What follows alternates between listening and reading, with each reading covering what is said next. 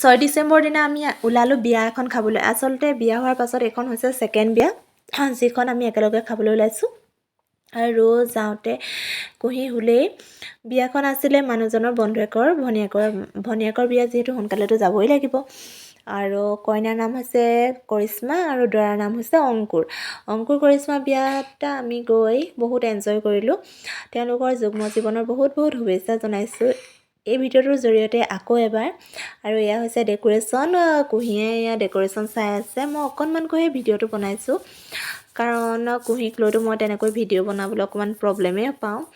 আৰু ডেক'ৰেশ্যনটো বহুত ধুনীয়াকৈ কৰিছে, আৰু কইনাকো ইমানেই ধুনীয়া লাগিছে। কইনাকে চামনে, কইনা বায়েককে চামনে, দেউতাককে চামনে, ভনীয়েককে চাম, তেনেকুৱা হৈ আছে। আৰু আমি তাত গৈ অকণমান ভিডিঅ'ও বনাই ল'লোঁ, কাৰণ এনেকুৱা চান্সটো সহজে নাপাওঁ ন, এনেদৰে সাজি কাচি যাবলৈ। আৰু এয়া হৈছে আমাৰ কইনাৰ লগত আমি 2-3 কপি ফটো মাৰিলোঁ। ইয়াৰ পাছত আমাৰ বন্ধুৱনী হৈছে এয়া নিতুমণি। আৰু বিয়া খাই বৈ আমি লাহেকৈ সন্ধিয়া সময়ত উভতিলোঁ, আৰু গাড়ীৰ কিবা এটা কাম আছিলে, আমি তাত গেৰেজত ৰখিলোঁ। আৰু গেৰেজৰ পৰা আহি এনেদৰে কুঁহিয়ে দেউতাকে ভাগৰ মাৰি আছে, আৰু মই অকণমান ভিডিঅ' বনাই থ'লোঁ। এয়াই আছিলে আজি মিনি ব্লগটো। Thank U.